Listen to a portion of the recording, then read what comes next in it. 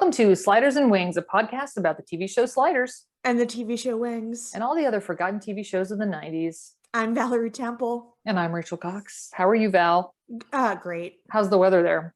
Windy and cold and kind of bad. Oh, that's too bad. It's been actually really nice here. Aren't you lucky? Really? Yeah. I assumed that you were going to say the same thing. But no, I had to leave the house today and I had to take an umbrella. Well, we're not even to April shower yet. I know. So it's going to be even worse. But it will bring Mayflowers. We spent the day on the beach on Friday. With I know. six children and we all got burned. I hope it doesn't last 1 year. No. The kids don't want to put on sunscreen. Mm-mm. And then they get burned, and then they're endlessly whining about their sunburn. So that's why you have to do it, basically. Do you remember in the 90s when they invented colored? I knew you were going to say that. It was like purple. Like colored zinc. Yeah. And then in the ads, they would just have like one line, like a football player, on their nose or their cheeks. Yeah. But obviously you wouldn't wear it like that because then you'd get a weird sunburn. Yeah, the 90s were all about like changing the colors of things to make it more hypercolor enticing. Do you remember when they were taking the color out, like Pepsi Clear? Yes, taking the color out or changing the color. Like, do you remember when they changed the color of, I think it was ketchup? Oh, really? You could get like black ketchup at one point. It was gross. Oh, I don't remember that. Yeah. We used to buy, and I still like it. It tastes so good. It's the peanut butter and jelly mixed together in the jar. Oh, yes. What is that called? PB&J, probably. PB&J? But it's striped. And I mean, imagine what kind of chemicals they put in there to keep them separated. To keep them terrifying. I know. You don't want to think about it, but you can enjoy it if you don't think about the science. But first, I've got some housekeeping. Okay. I have a lot of housekeeping about Superman. Okay. Because Aaron was just like, he just answered all of our questions, basically. Okay. Number one, I said that Superman started in the 40s. That's not right. It started in 1938. So don't email I'm glad he held your feet to the fire on that one. I know. That was when I found out myself, because after we recorded, I was like, was I right? I don't even know. I gotta check this. I know nothing about Superman, but the things that he cleared up for me were, one, Metropolis is also supposed to be New York, which Aaron was trying to describe it to me. He was like, well, Metropolis is uptown and Gotham is downtown. I was like, okay. Are they like the two ends? Are they the two sides of Kansas City? I guess so. I have no idea. And then he also helped me out with the junk food question, which is Superman has a very high metabolism because he's flying around doing he's like Michael Phelps. Right. So he has to ingest a lot of calories, Rachel. Okay. So, and he would be eating chicken breasts and eggs, like Tom Brady diet. Yeah. Broccoli, chicken, rice, all of those things. But basically, one of Superman's superpowers is that he can eat anything he wants and doesn't gain a pound. But I don't think that was our issue with it. Our issue would his personality, adult picky eaters don't really, I guess, fit any kind of type. I guess what he was trying to say is that food to Superman it's not really a thing. He's just ingesting calories. It doesn't matter what it is. So let's see the food that reminds him of Krypton. Right. Exactly. And then also Aaron wanted everyone to know that Superman does have good villains. Okay. He was like, yeah, there's Brainiac and Mr. Mixel Piglet. I had to like write it phonetically to even remember how to say it, but he was like, he does have good villains. I take issue with that. It's like, okay, I take whatever. And my only housekeeping is that Bennett said he also believes that Lois and Clark was a play on Lewis and Clark. Which, okay, I mean, we've got consensus here. I mean, I think we should take a survey to see. Maybe it was like an unintended pun? Who knows? Let's have the producers on the podcast to clear this up. Yeah, please let us know what your intentions were. This is your last chance to talk about this show. I know. Ever. The lady who got fired after the creator of the show, she's just like, I've been waiting. I feel like it needs some sort of preparation, but Blossom. Blossom. Yes, we're doing Blossom this week. And I have to say, I kind of put this on the list without thinking about it. And then as it approached, I started, I don't know, like I went through some things. Like I very much identified with Blossom. I watched all of Blossom. You went through a journey. I went through a journey. We were supposed to watch 2 episodes and I watched 5. Which I also watched the same 5. Okay, you watched them all 5. Okay. I watched them all. I'm realizing now, though, I didn't write down which ones they were, but I bet you did. I did. We did from season 1, season 2, season 3. Right. Yeah, and maybe not 4 and 5. We didn't do 4 and 5. Yeah, we both did major deep dives on this show. Absolutely. I just couldn't stop watching it.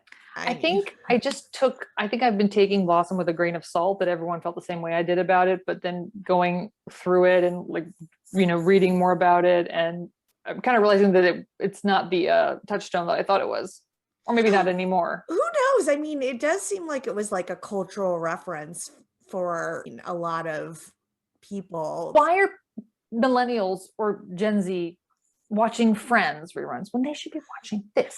They should be, But I guess that's for more adults, and this is really for teenagers. Yeah, that's the thing. It's like the thing about it's very of a family show. The thing about Blossom is that it definitely seems like a show for kids.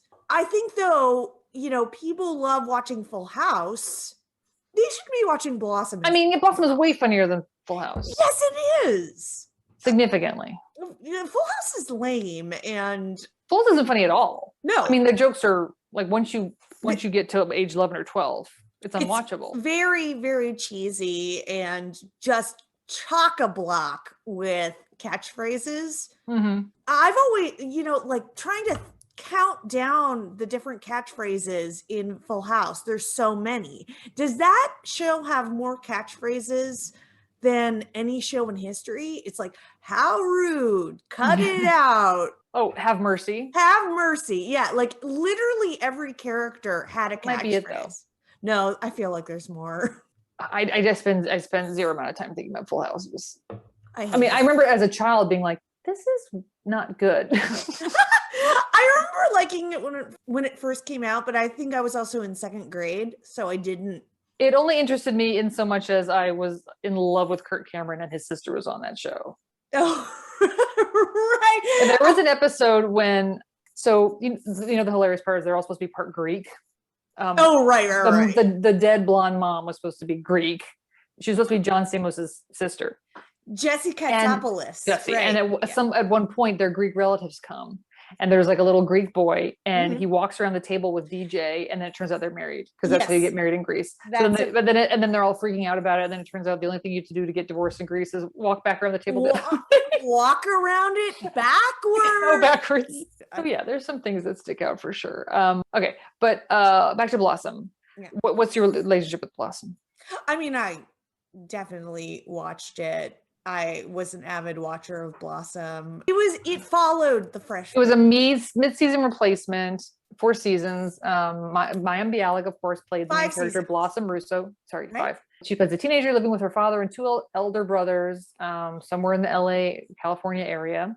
Okay, here I'm looking for the first time. It says she's an Italian-American teenager, which really leads me into one of the biggest topics that I want to talk about in the show, which is this. Okay, so even when I was a kid and watching this, I was so confused because Mayim Bialik and Michael Stoyanov, who plays her older brother Tony, look like siblings. They look so much alike. They are both Eastern European ancestry. Yes.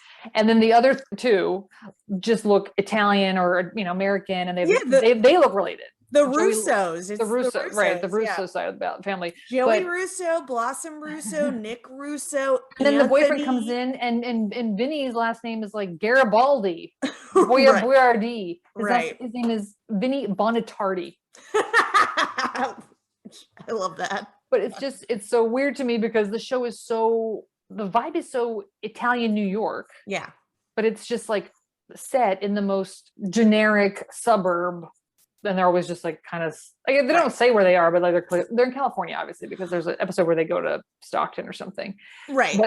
But you know, I always thought that Mayim Bialik had kind of a New York accent even. And she's from Santa Monica or from LA, but her parents are from the Bronx. Mayim Bialik became a thing because she played the young Bette Midler character in Beaches. With a very strong New York accent. Very strong New York accent. She plays this like really dynamic, full of talent, young star.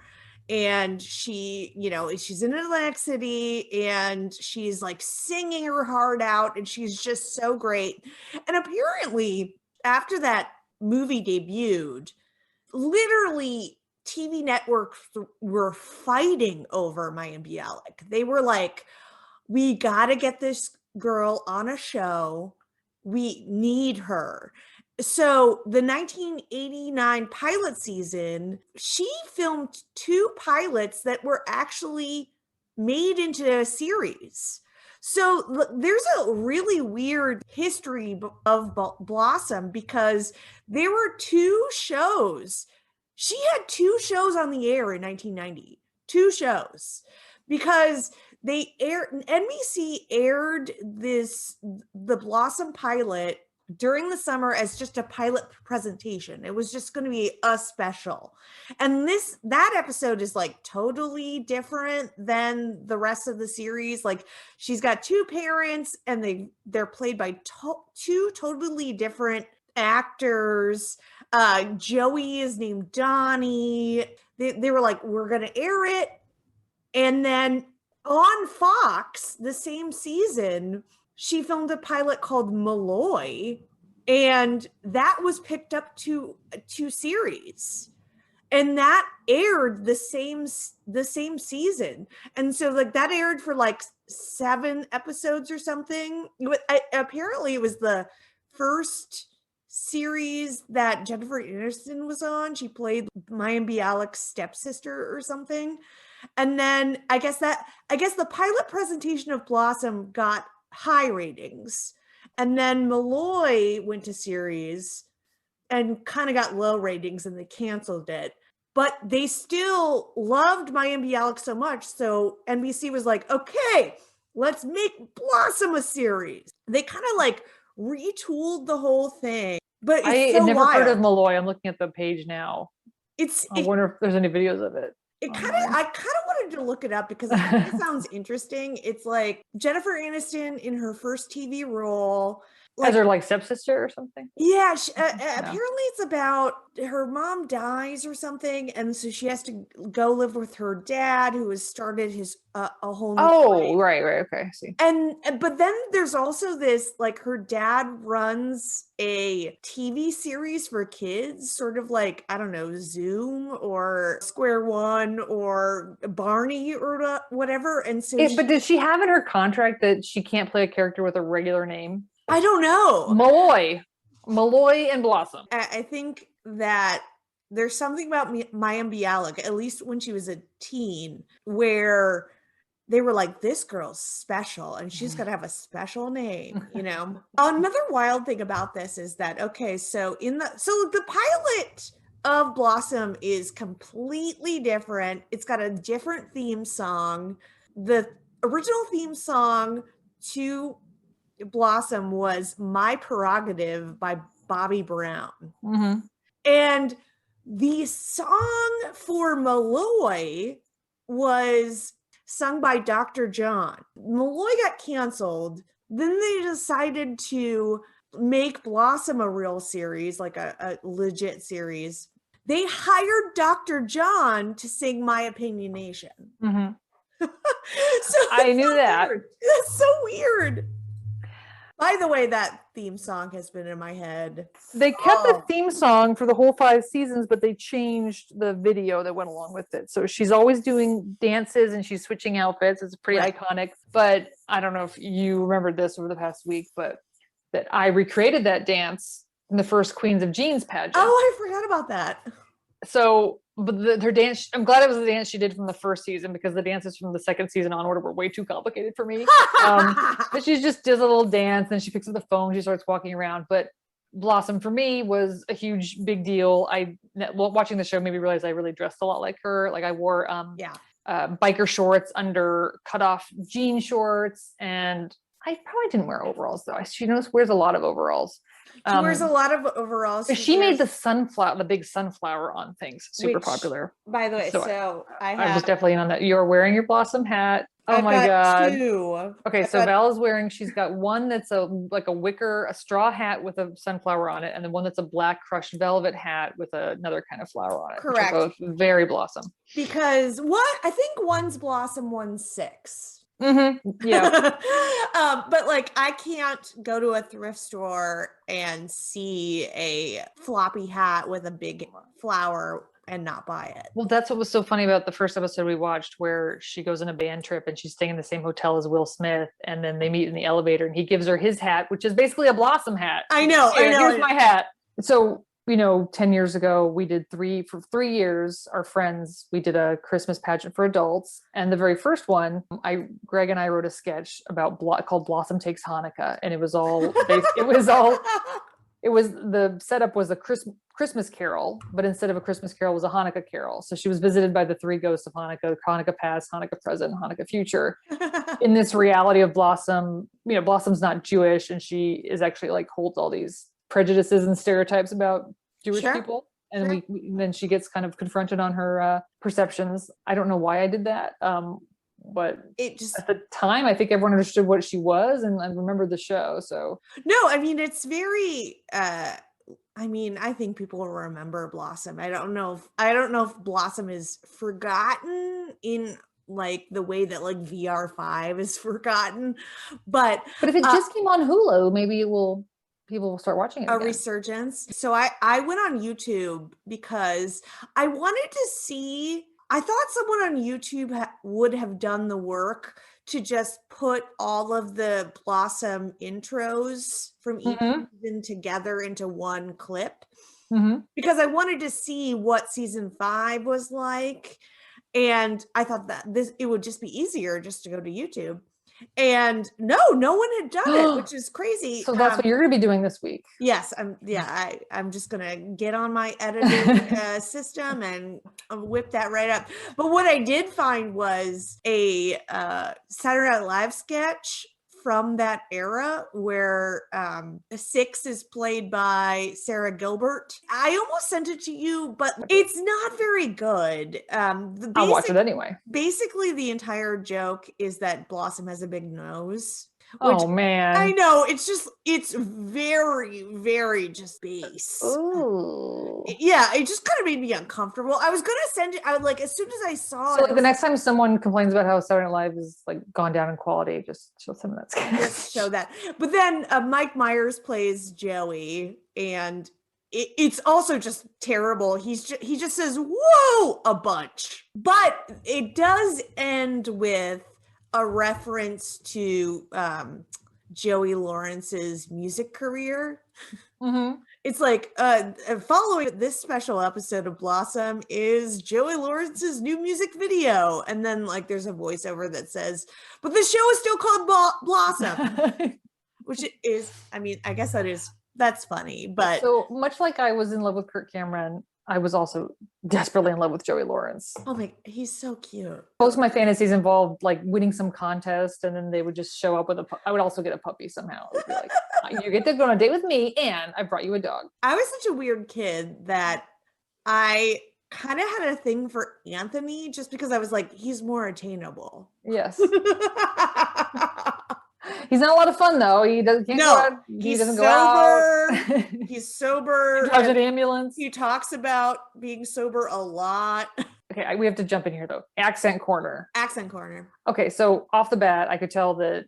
Well, I did mistakenly think that Mayim Bialik was from New York. Then I saw that she's not, but her parents are from the Bronx. So I give myself a pass on that. Okay. I could tell that Michael Stoyanev was from the Midwest. I guess Chicago. Yes, he is from Chicago. Good for you. Joey Lawrence, as we know, is from Philadelphia. Which is why in his video, Nothing My Love Can't Fix for You, Baby. Nothing my love can't fix for you, Nothing baby. my love can't fix for you, baby. Baby. Ooh. Which is Incredible inexplicably video. 4 minutes long. It's so long. It's this song. Well, because he's wearing both a Phillies hat and an Eagles shirt in the video. He is repping Philly so hard in that video.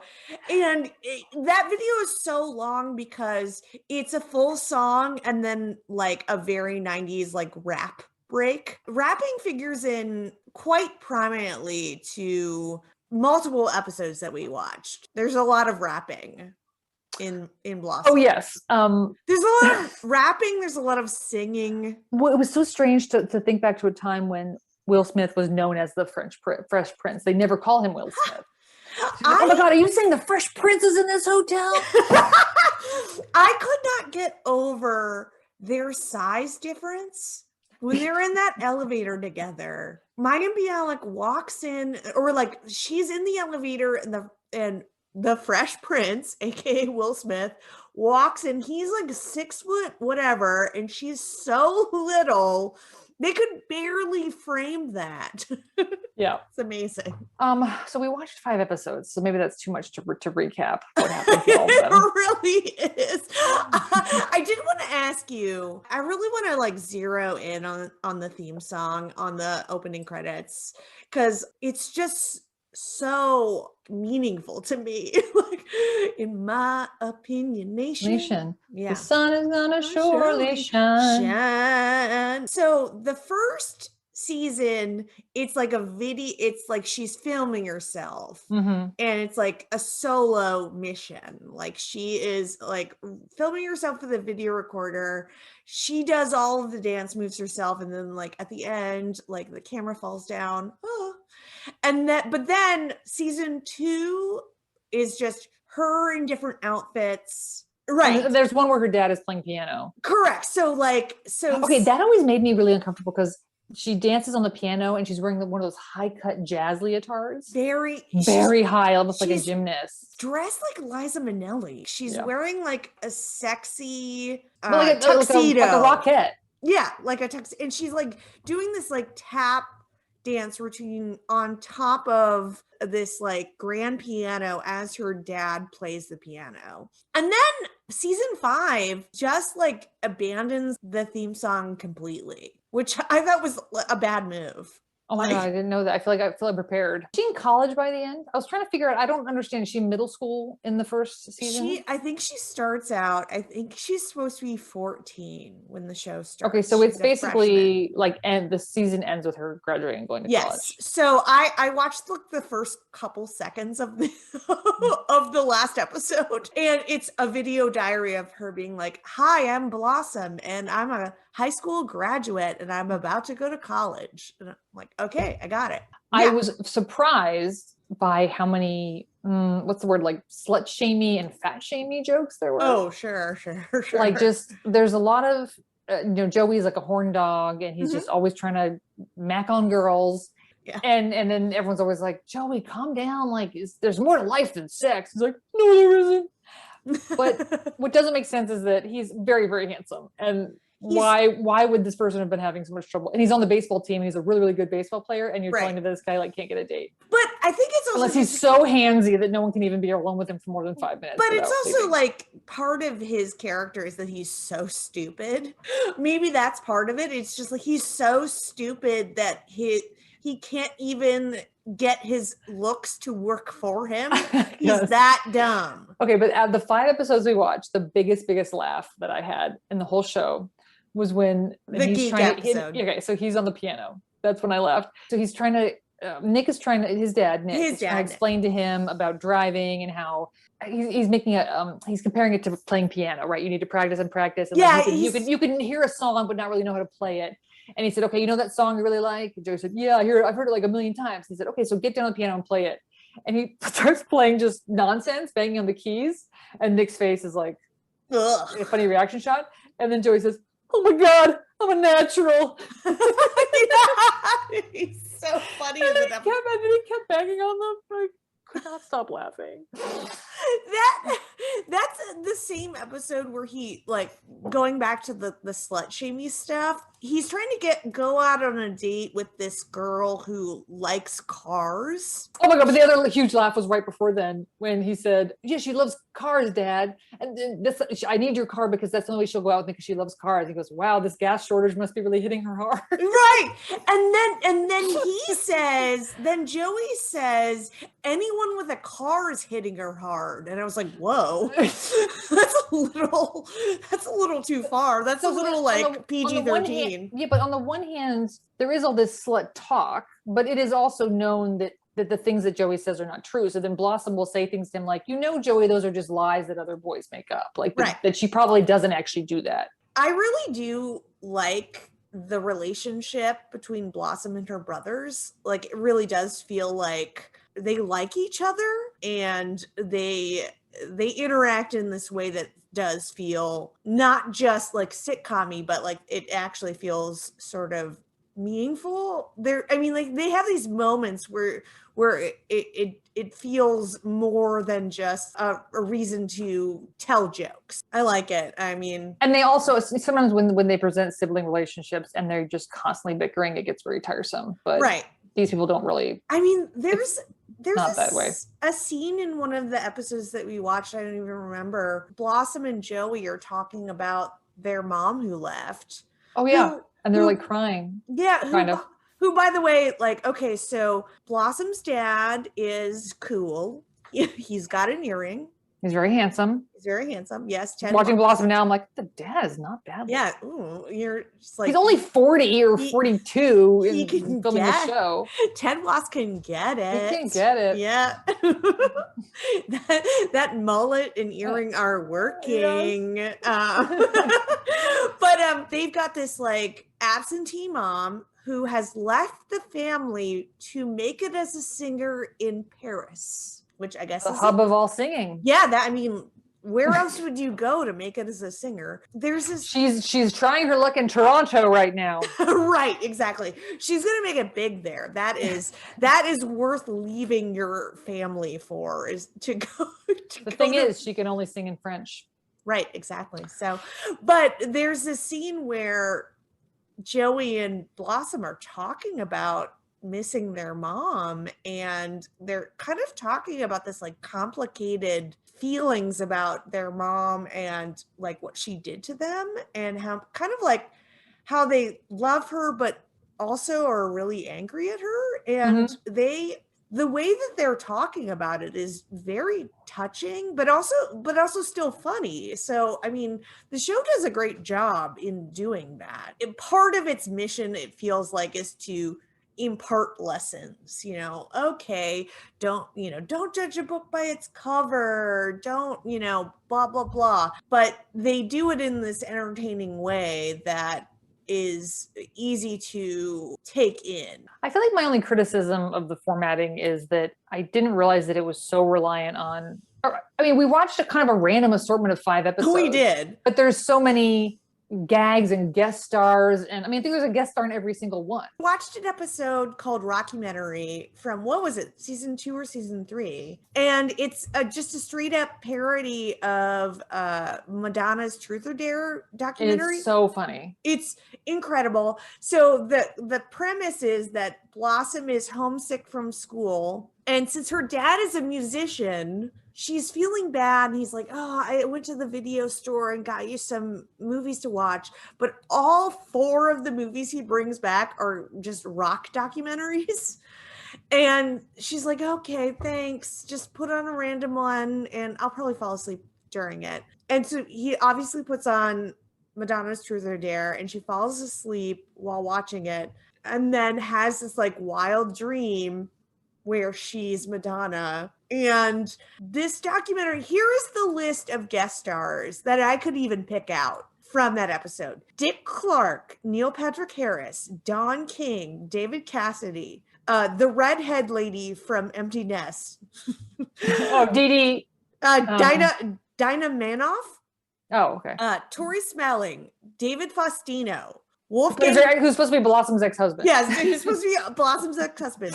Wolfgang Puck and Mr. Blackwell. Do you remember him? He was like the 90s guy who was like, did that like worst dress list, top 10 worst dress list. It sounds familiar, but I don't remember who he was in that. That's the guest list for just that one episode. But like this show had guest stars out the waz. So was it a success? Was it I mean, I think it was. Again, I blame this show for thinking that I could like get lots of boyfriends and be super popular because she was unconventionally attractive. She was very sarcastic and smart.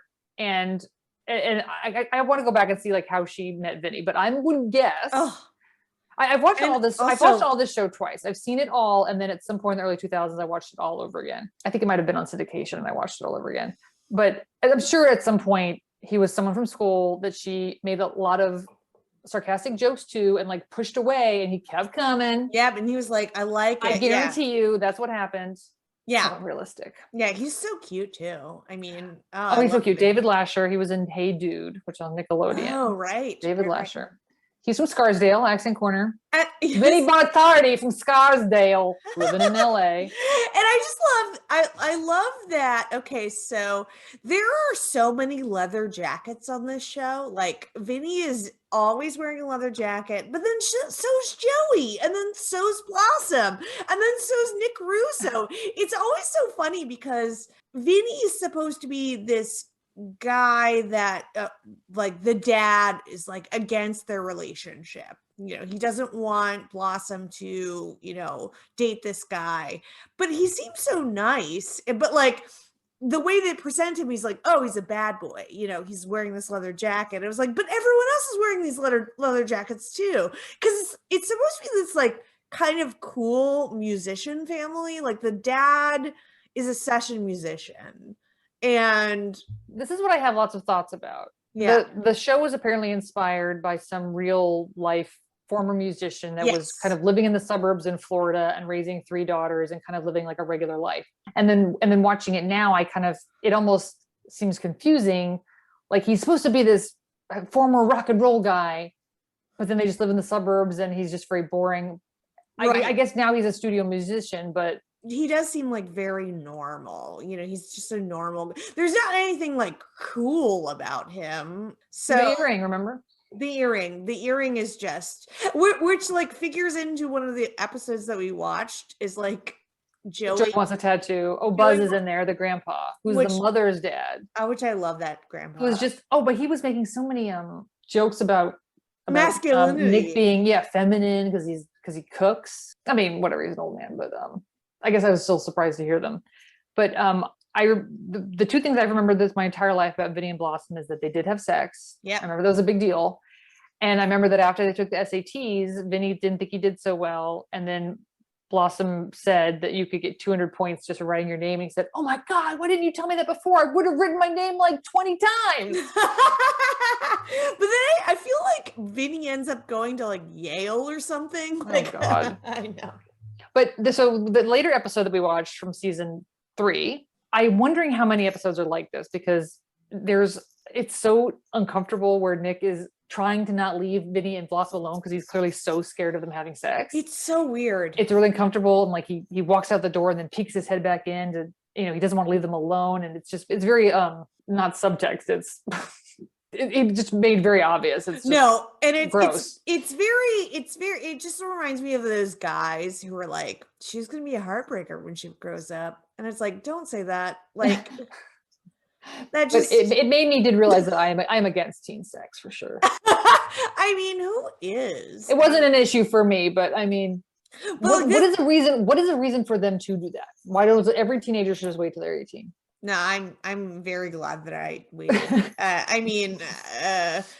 remember at the time I was like, what is happening? Why can't I get this together? But now, like in retrospect, I'm like, oh, what a like horrible, like just imagine trying to have sex as a teenager. You have to like go weird places and like ferret around. But it seems like the afternoon would have been a prime time, right? Like after school, your parents aren't home, you can do whatever you want. Actual nighttime is when you're stuck at home. And this episode was like, it was like very dramatic because they sleep together, quote unquote. They fall asleep. It's just like the movie Wake Up Little Susie. The song. The Wake Up Little Susie. The song and like they just fall asleep after studying so hard together. But I mean, who wants to watch a show about a couple that really likes each other and spending time together? I mean, nobody. Just a couple that don't fight. Boring. Yeah, I know.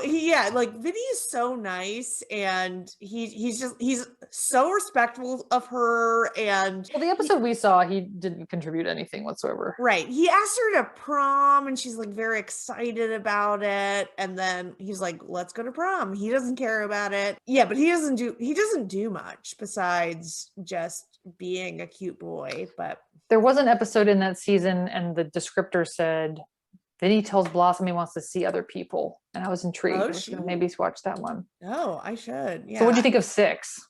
Oh, 6 is an icon. 6 is my hero. I love her so much. She's so funny. I was looking at the IMDb trivia for Blossom. She said we're not fat enough to have good personalities. I know. But she's just like so effortlessly funny. But like I was looking at the IMDb trivia, and there's just like a lot of like conflicting information about her casting. It says that she was just cast right off the bat from her audition because she just killed it. But then it also says that like Jada Pinkett Smith was offered the role of 6, and she turned it down because she was 18 and didn't want to play like a 12-year-old or whatever. But then also it also says somewhere else that Melissa Joan Hart was almost cast as 6. But she turned it down to star as Clarissa. And Clarissa Explains It All, which is sort of like an analogous show. Like very, very similar, I think. Although I think Blossom's better. Oh, yeah. Hot take. That's my opinion. I mean, I never really watched a lot of Clarissa because we didn't really have Nickelodeon, but from what I saw. But I don't really like 6 that much. Oh, really? Did you like that one? What was the one episode that we watched where 6 isn't in the episode at all, basically, except for the cold open where she just duets with herself and just shows off. It was so weird. She just shows off how amazing her voice is. I mean, it wasn't, but no. Or I think that's the one with Vinny sleeping over. Yeah, she's not in the episode at all. The episode just opens with her in her bedroom, and was it in her contract that she had to be in a certain amount of time? I don't know. It was very weird. Did you read one of those behind the scenes links that I sent you that she said in order to get into character as 6 before filming, she would take coffee, candy, Skittles, she would mash it all up into a cup and eat it. I mean, to get really buzzed. I don't really believe that, but whatever. She talked really fast. She talked really fast, but I just thought she was. I mean, I'm thinking of a show where she's 12 or 13, but yeah, she wasn't very realistic. She was just like spurting out lines as fast as possible. Yeah, I thought that she was. I always thought she was fun. Oh, the guy who played the dad, Nick, was on the show Soap.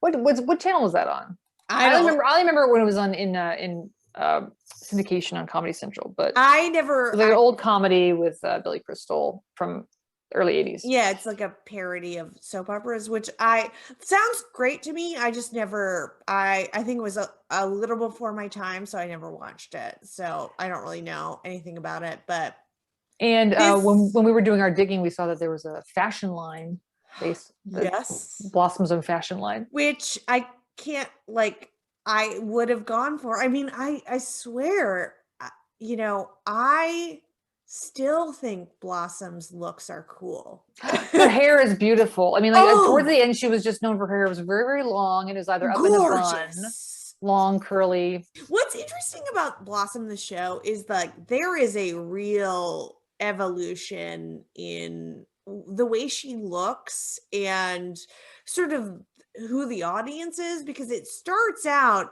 as straight up show for kids, Full House, Saved by the Bell kind of, audience. And then she starts to, for lack of a better word, blossom. And she really just, her hair is just gorgeous. It's this long, lustrous hair.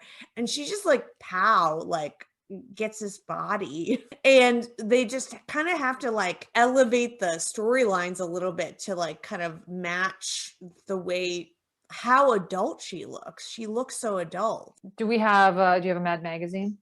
Oh, I do. Obviously, Blossom. That's what I wrote too. Yeah. I mean, some of them are so obvious. And I think I actually looked it up that like that was the real Mad Magazine parody title. But my alternate was Boredom. My alternate is Awesome. And she's a surfer or a valley girl.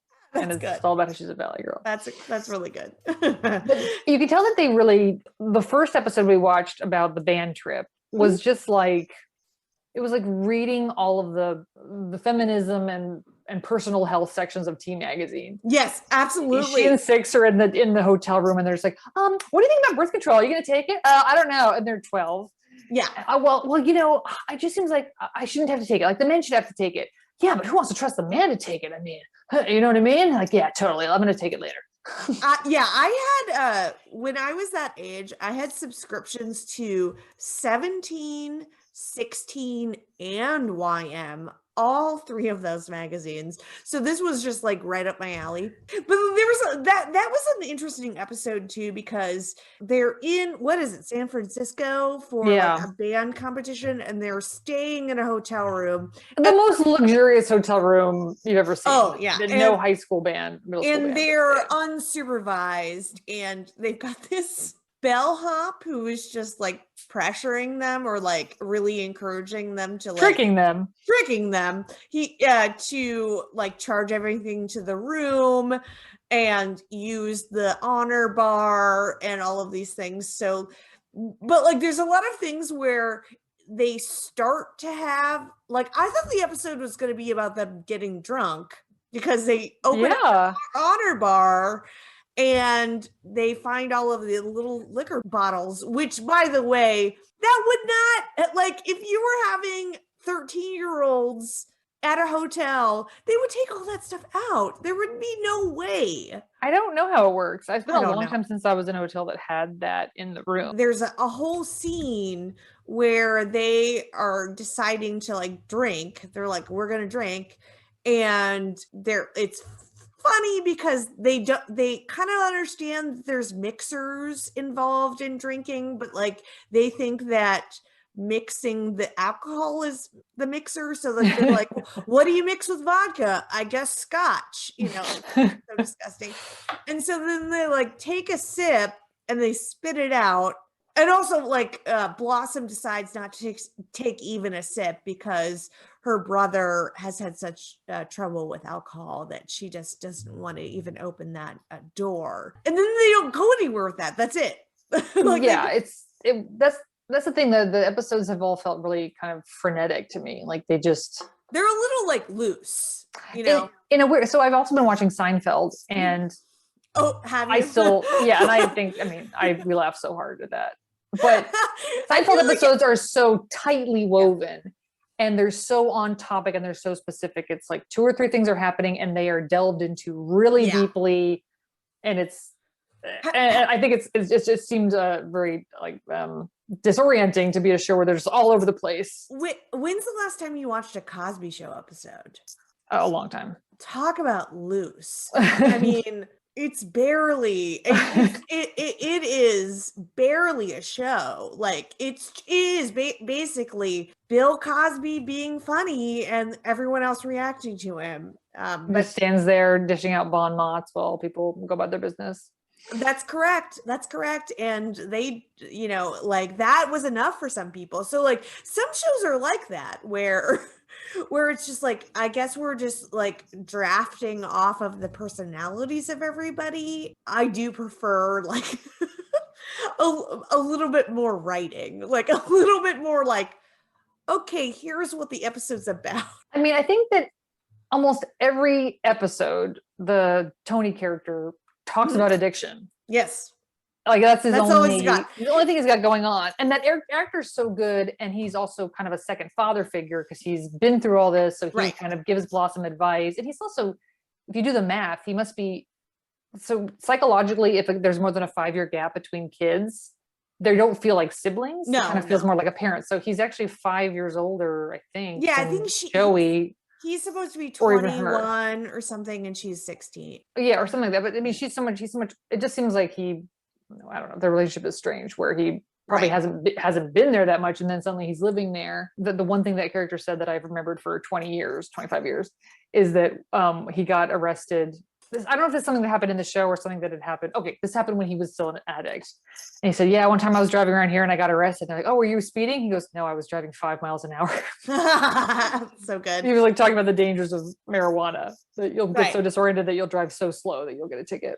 Do you know that actor left the series to be a writer write for Conan O'Brien and then regretted it? Yep, and then regretted it. But he also ended up writing for Mad TV and Mr. Show, which is really cool. I mean, I knew I liked him. I could tell I liked him. I know. There's something about Anthony. He ends up marrying Shelley, which is yes. I always thought that character was really cool as well. She had like great hair, and she just had like this very like, she almost felt like she was from a different show. She's not on this website that's called Where Are They Now? They just left Shelley off. Oh my God! What? Wait, sorry. I put this. Your reaction needs to be recorded. Okay. Scroll down to the photo of what Michael Stoyanov looks like now. Oh no. I almost don't want to. Okay. I gotta accept something. Okay, wait. Oh no. Oh. He looks like Iggy Pop. Yes. That's horrendous. No. Put that away.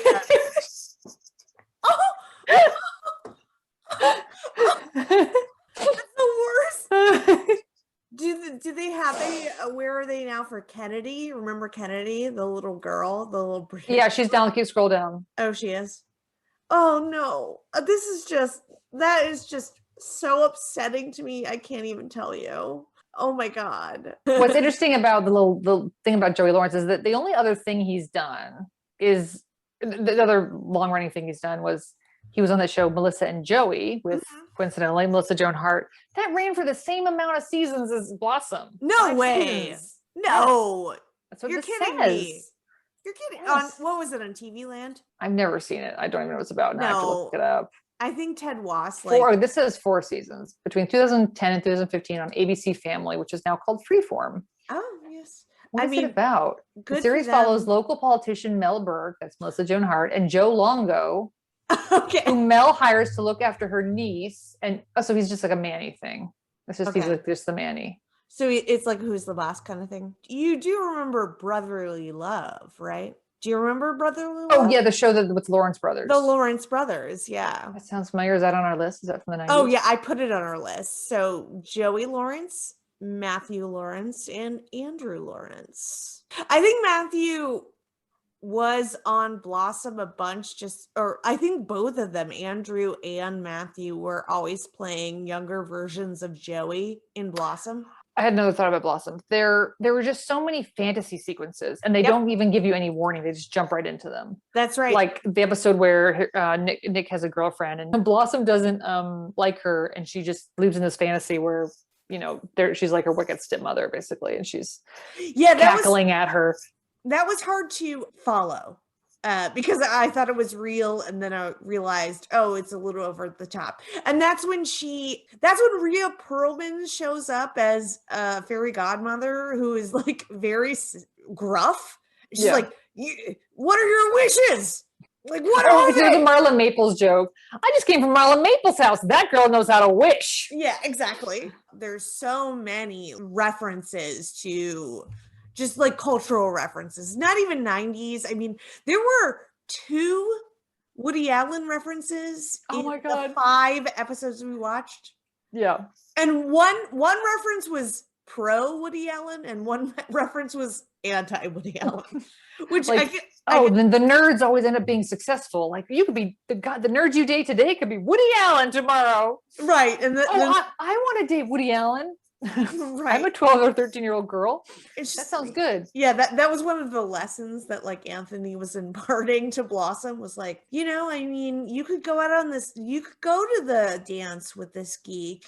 I mean, he could end up being Woody Allen. And you're like, That's not. But there was was his name Whalen, Jeremy Whalen, Josh Whalen, who Jimmy Olsen #2 was also Jimmy Olsen and Lois Clark.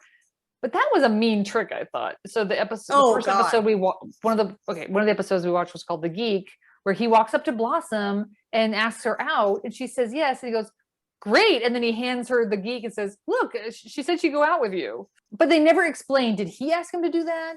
Or what? Because then we're supposed to feel sorry for the Geek because she doesn't want to go out with him, but he kind of tricked her into saying yes anyway. If that was, I don't know. But also like that Geek is so clearly like the she's all that of boys, where it's like, just take off the glasses. This kid is obviously super cute. He's in like Steve Urkel drag. I disagree, because I looked up photos of that guy and he's not really. I thought he was like, if he was like wearing a different outfit and like not wearing those glasses. That actor was the kind of actor where when I saw him pop up, I went, yes, him. I know him. Yep. And then I looked at his IMDb and it was just a mystery wrapped in a puzzle. I mean, I don't remember any of those things. So I must have seen him on commercials or just as guest stars. Right. He's like almost a Jonathan Brandis kind of look, like he's what they used to call on the old defunct website, Fame Tracker, hey, it's that guy. Yep. You definitely someone you super recognize, but you do not know who they are or where you've seen them. And you'll never figure it out. But like, I don't think Justin, what is this? Josh Whalen? Justin Whalen? What is his name? I don't think he was that cute.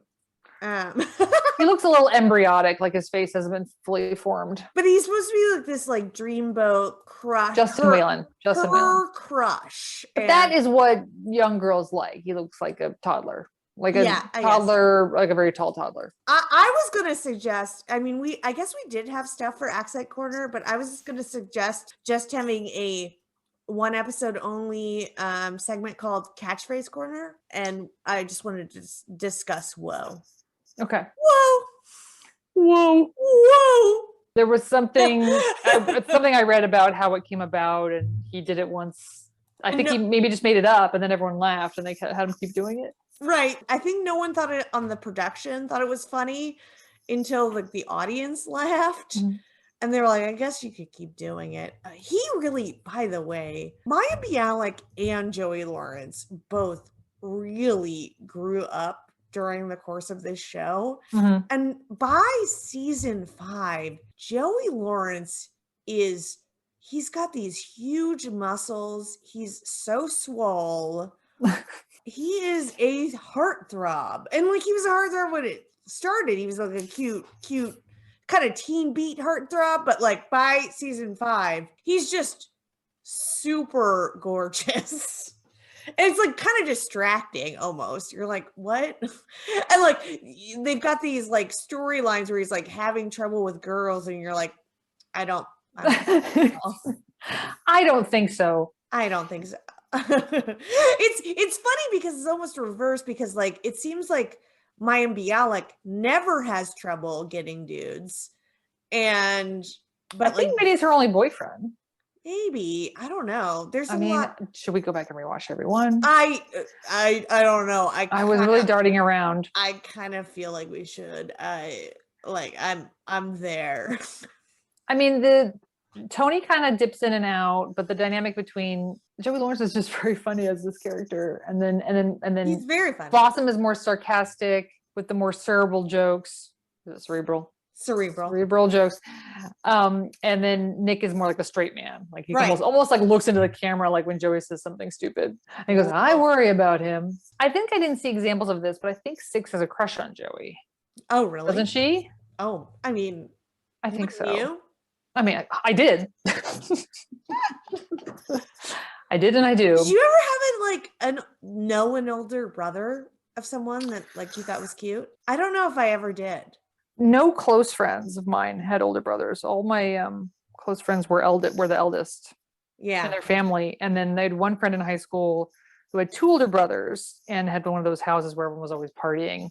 And one time I slept over there, and I guess the older brother one of them made it clear he liked me, and we went on a walk and put his arm around me, but I froze. Yeah. But this all comes back to Blossom and other shows that are misleading. Like in my mind, I was like, He likes me. He has selected me for my sparkling personality, and he will not give up. Right. That's not true. That's not true. No. I remember he gave up immediately, like the next day. In high school, the closest I ever got to anything was I went to a friend of mine's homecoming dance. Like I just like tagged along because my high school didn't have homecoming because we didn't have sports. We were like a arts high school. And so I just went to hers, and this guy asked me to dance, and I remember the song that we danced to was I Believe I Can Fly by R. Kelly. And we were sort of like doing that sort of middle school like slow dance, you know, thing. And he was just being really weird and like telling me about, he was kind of like trying to brag about what a ladies man he was, and it like completely turned me off.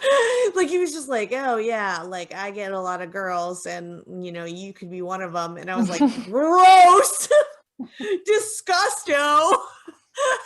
Like I just like could not. And like, you know, if I really cared about I have to go for this, I could have, but I just my brain cut it. I mean, there were nerds in my high school who dated each other and seemed quite content. Yes. I mean, that could have been me.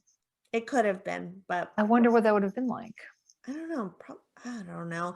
I still think that dating in high school is weird, and because it just doesn't have any parameters. It's just this amorphous.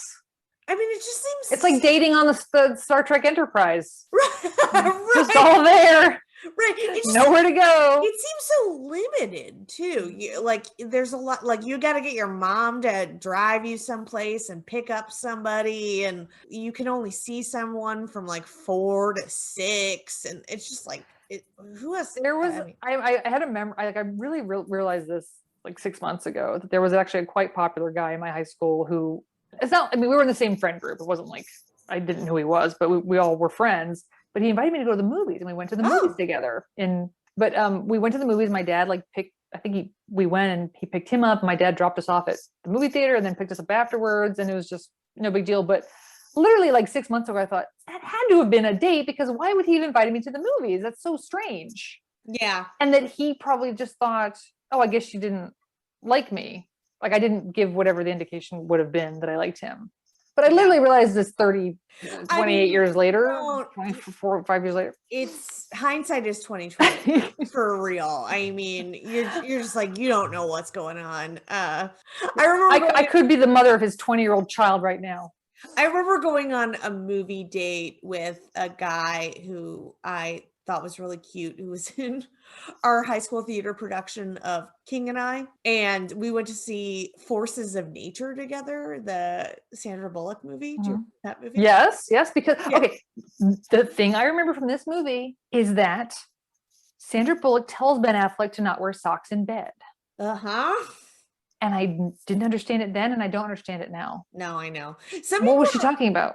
Some people really care about that. They think it like. Wait, is it not sexy? Is it annoying? What is the problem with wearing socks in bed? I think non-socks wearers in bed think it's gross that you would wear socks because they're dirty. No, I think they just think it's weird. They just can't even fathom it. Okay, we're gonna need some housekeeping on this one. Yeah, I know. Someone's gonna have to weigh in on this. I mean, I have to wear socks to bed in the winter. I know. Aaron doesn't wear socks. And I think he thinks it's weird that I wear socks. So.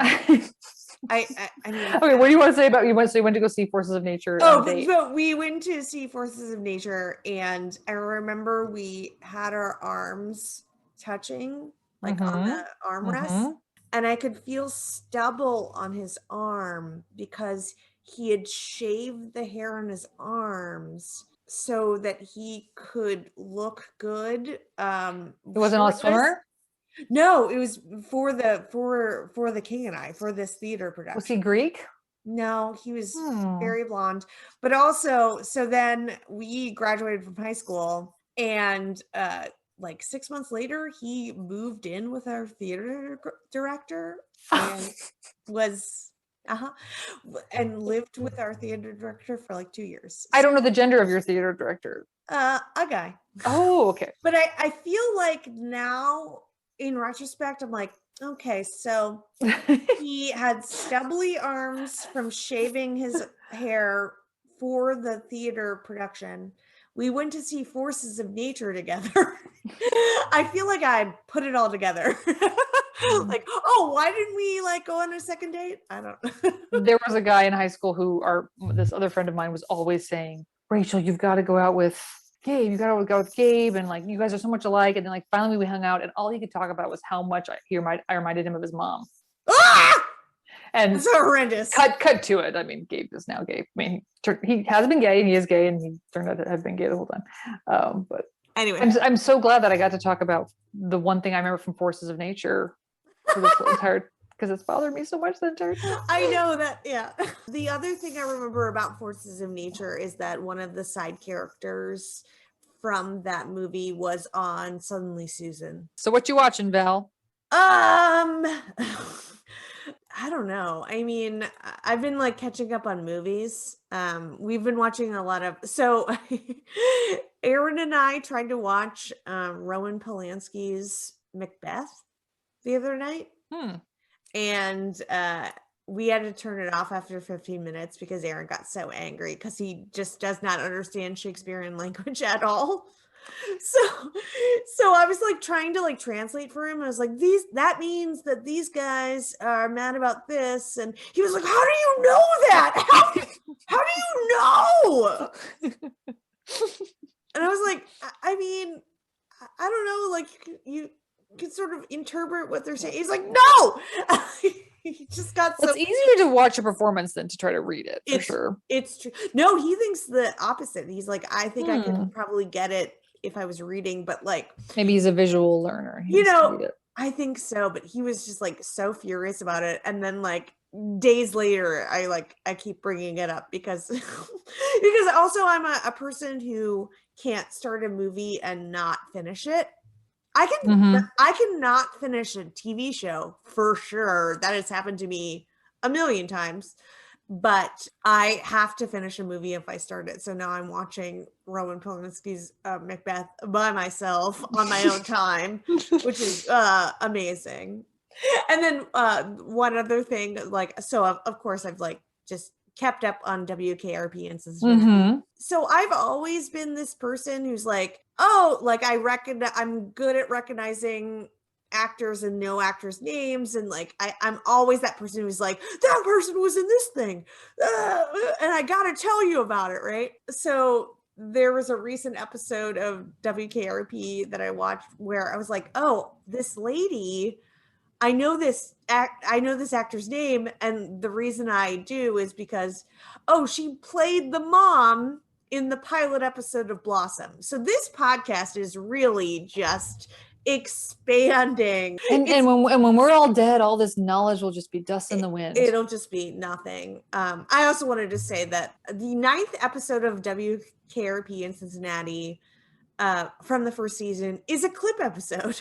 Which I thought was hilarious. I was like, wow, what a different time. Can you imagine being like, remember 9 episodes ago? You have not earned that right. No, it was, I mean, like clip episodes are like the time of dinosaurs at this point, because who would ever need that? I mean, it is for people who are only occasionally watching the show, or you know, just catching it here and there, or here's like what you missed. It's to like catch people up who are not avid watchers. I mean, I think I heard a statistic or something back in the day where an avid watcher of a TV show was someone who watched 1 in 4 episodes. Wow. Which is bananas to me. But barely understand what the characters are doing. Correct. But like that made you an actual fan of the show. And so, you know, like for all the fans out there who might have had something else to do on 3 other Thursdays or whatever, here you go. Here's some clips. So weird. Anyway, what you watching, Rachel? Well, I finished watching The Alienist. Yay. And then I tried to take a break for a few nights to finish a book that I had been trying to finish. And now we've watched a few episodes of Seinfeld. We've kind of been darting around.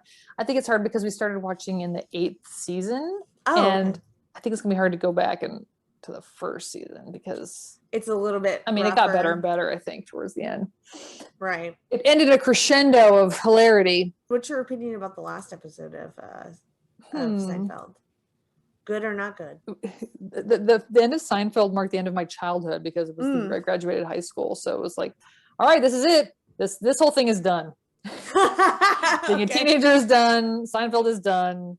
This is it. I've never questioned it. It's not like Lost where I thought I had like some sort of a great opinion about what it should or shouldn't be. Well, I mean, this is it. Who am I to judge? Lost had this thing where you're like wanting it to wrap up a story or something, and like Seinfeld was a show about nothing. What did they really have to wrap up? They just had to end the show. I mean, so how really disappointing could the episode be? I mean, maybe the more appropriate ending would have been just no ending, just no group finale or anything. It just ends. But they came up with something that I thought.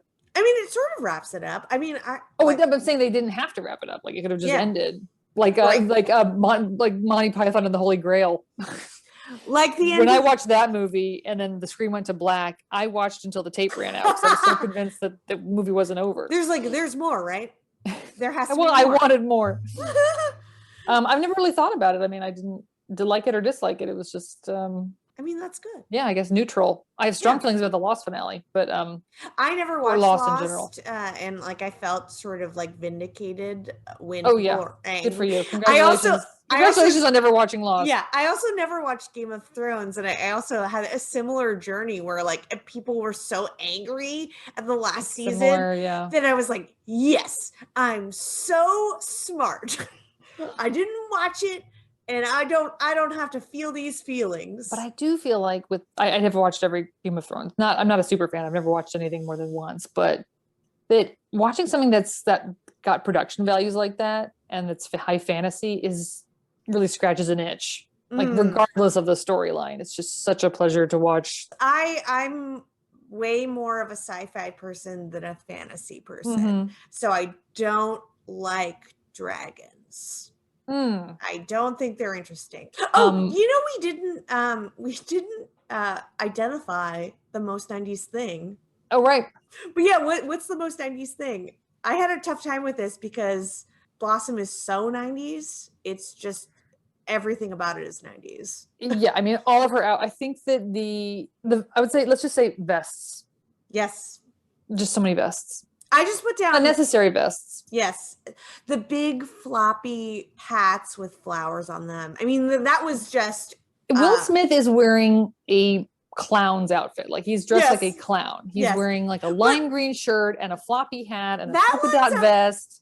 That lines up with the way he was dressed on The Fresh Prince. He was just always wearing such loud colors, loud patterns, loud everything. And also kind of androgynous in a way.